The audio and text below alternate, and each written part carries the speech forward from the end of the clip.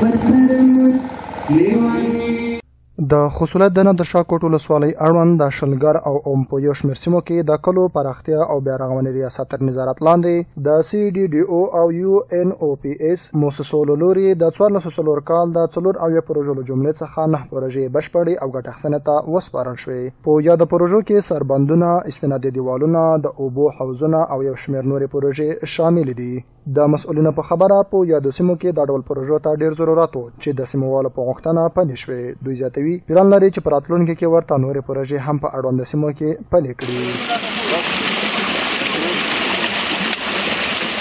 د خصوصیت د کلو بیارغونې پراختیا ریاست تر نظارت چتر لاندې د نادرشکوټ ولسوالۍ په وام، مقبلو، شلګر او بدلو په کلو کې انا پروژې ګټې اخیستنې ته وسپارل شوې چې دا د نادرشکوټ ولسوالۍ د 4 پروژو نه انا پروژې وشي تکمیل شوي دي او نن ګټې اخیستنې ته وسپارل شوې.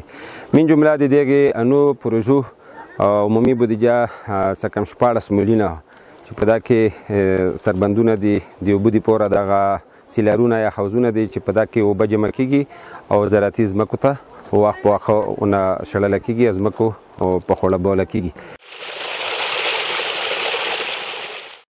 د مؤسسو مسؤلینو په وینا یادې پروژې په ښه کیفیت سره پلې شوي او زیاتوي چې 1312 کورنۍ به له یادې پروژو څخه ګټه واخلي. د دوی په خبره د یادې پروژو د کار په جریان کې ګڼ شمېر د اړونده سیمو کارګرو ته پکې کاري فرصتونه هم برابر شوي دي.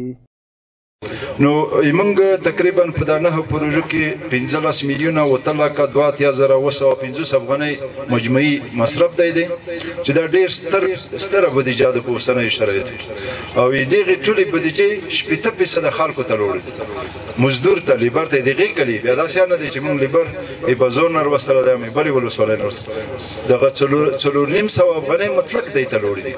په 200 افغانیو کې چې په کلی کې ګلکار وي موږ بعضې نه ورولو، هغه په کلی کې وي او دغه مجموعه کورنۍ ته دا چې دغه د نو پروژو نه مستفید شوي دي 1312 کورنۍ دې مستفید شوي دي مستقیما.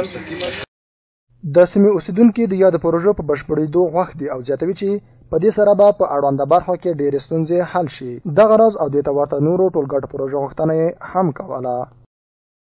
ډېره پوتې ساحه ده، تعلیم له لحاظه، صحت له لحاظه، مطلب صحي اوبه دا نه لري. دا خلک د مرکز ولسوالۍ نه ډېرې په لرې وطن کې پرتې دي.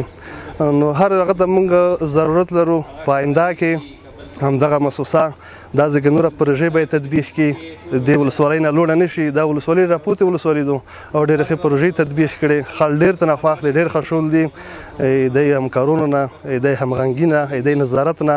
بس الحمدلله اوس د دیوالونه چې جوړ شول د زنه د اوبو هغه وشوه سیبلې او اینه اوبو مخې ونیوله چې سیلابونه اوس بخي زیان نشي رسولی. دا زنه ځکه په دا زنه ځینه پوتې دي، خو موږ پروژه کامه وه، باید موږ ته اضافه شي پروژه. اوس الحمدلله سهولت دا سهولت شو چې به مخته به موږ سیلرونه په چرۍ تړل او خلاصول مو. اوس الحمدلله خارې پورې ډېره ښه هغه وشوه. اله لوړ شي بس سوال دی تووي که اوبه دې ویشړه بس بیا روشه باندې که. اوس خو بیخي الحمدلله بیخي ښه کار وشو.